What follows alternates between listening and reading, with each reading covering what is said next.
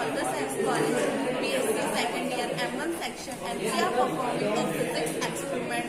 And these are my group mates. I am Salika Ansari. My name is Shivansh Upadhyay. आज के practical का object है to study the decay of currents in RC circuit and determine time constant.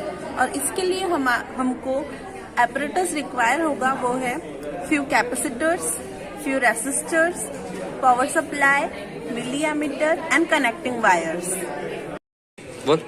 अब हमारे इस practical में जो हम आरसी सर्किट के साथ करने जा रहे हैं डिके ऑफ करंट, तो इसमें हमारी जो एपरेटस रिक्वायर्ड है वो है, हमारे पास कुछ कैपेसिटर्स हैं, है ना, रेसिस्टर्स हैं और एक पावर सप्लाई है। देखो पावर सप्लाई है और मिली एमीटर है और इसमें हमारे पास कनेक्टिंग वायर्स है।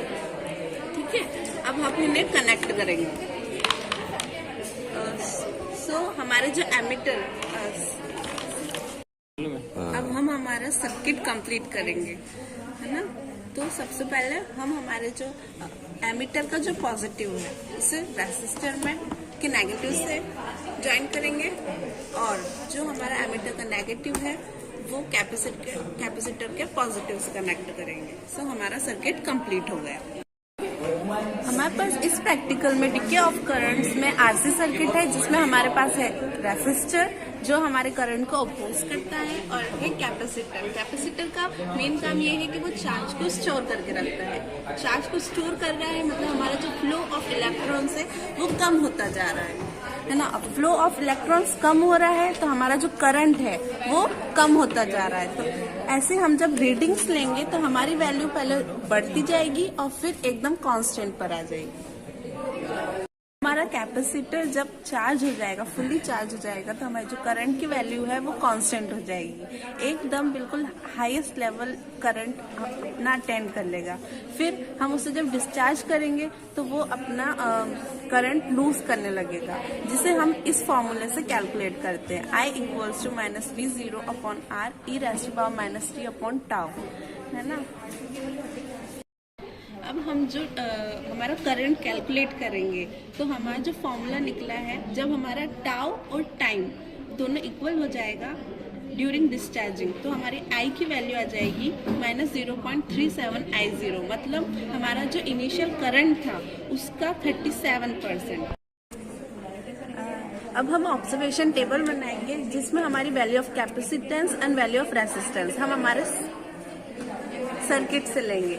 यहाँ पर रेसिस्टेंस हम कुछ भी ले सकते हैं, कोई से भी कनेक्शन कर सकते हैं, 68 किलो वोल्ट, 100 किलो वोल्ट, और हमारे कैपेसिटर की वैल्यू भी हम चेंज कर सकते हैं, 100, 220, 470 एंड 1000 माइक्रोफैराड्स, है ना।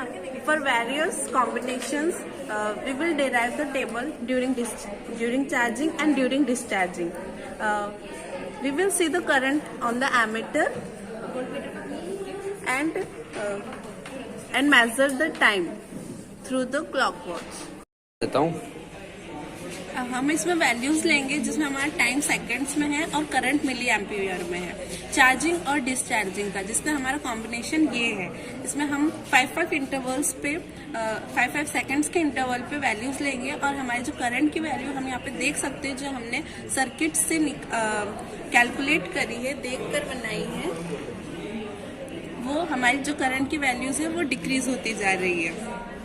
वैसे ही हम डिस्चार्जिंग में हमारा टाइम 5 सेकंड्स का ही इंटरवल लेंगे और करंट हम मेजर करेंगे, हम करंट एमीटर में देखेंगे, मिली एमीटर में, तो हमारी जो वैल्यूज हैं वो -11.0 से -1.4 से वैल्यू करंट की हमारी इंक्रीज होती जा रही है। अब हम हमारी वैल्यूज के लिए ग्राफ प्लॉट करेंगे जिसमें x एक्सिस पे है time which is in seconds and y axis पे है current which is in milli ampere. यहाँ पर हम पहले डिस्चार्जिंग की वैल्यूज को प्लॉट करेंगे जिसमें हमारे 5 सेकंड्स पे आइए 12, और ऐसी वैल्यूज प्लॉट करते जाएंगे। 70 सेकंड तक वैल्यू नहीं है तो उन्हें हम वहीं तक प्लॉट कर देंगे। तो यहाँ पे हम देख रहे हैं करंट की वैल्यू डिक्रीज होती जा रही है क्योंकि हमारे कैपेसिटेंस में चार्ज स्टोर होता जा रहा है। वैसे डिस्चार्जिंग में हमने प्लॉट करी है वैल्यूज, तो 5 सेकंड्स के इंटरवल पे, तो हमारी जो करंट की वैल्यू है वो इंक्रीज होती जा रही है डिस्चार्जिंग में। चार्जिंग में हमारी जो मैक्सिमम वैल्यू और डिस्चार्जिंग की हमारी मैक्सिमम वैल्यू ऑफ करंट का हम 37% निकालेंगे तो हमारी कुछ वैल्यू यहाँ पर प्लॉट हो रही है, चार्जिंग में और डिस्चार्जिंग में यहाँ पर हो रही है। जब हम इन दोनों को ज्वाइन करके एक्स एक्सिस पे हम हमारा टाइम देखेंगे तो ये जो वैल्यू हमको मिलेगी ये हमारा टाउ रहेगा।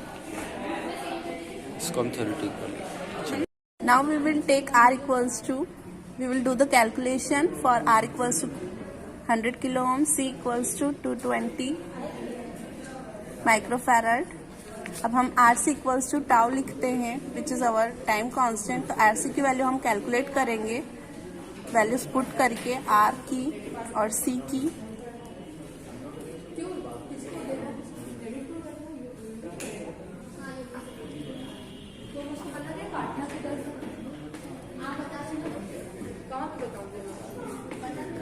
हमारा टाउ आ गया 22 second.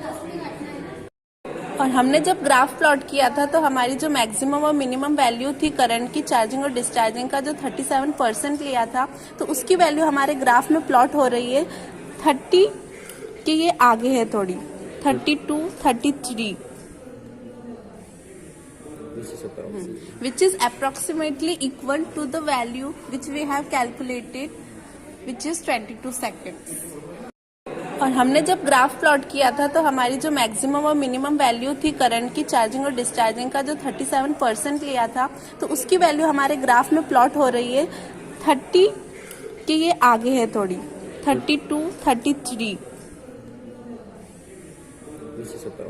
which is approximately equal to the value which we have calculated which is 22 seconds।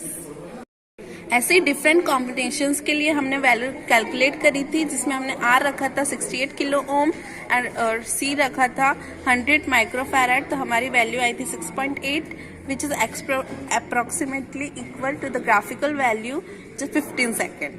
फिर हमने R की वैल्यू चेंज करी, C की वैल्यू चेंज करी, फिर हमारी डिफरेंट वैल्यूज आ गई।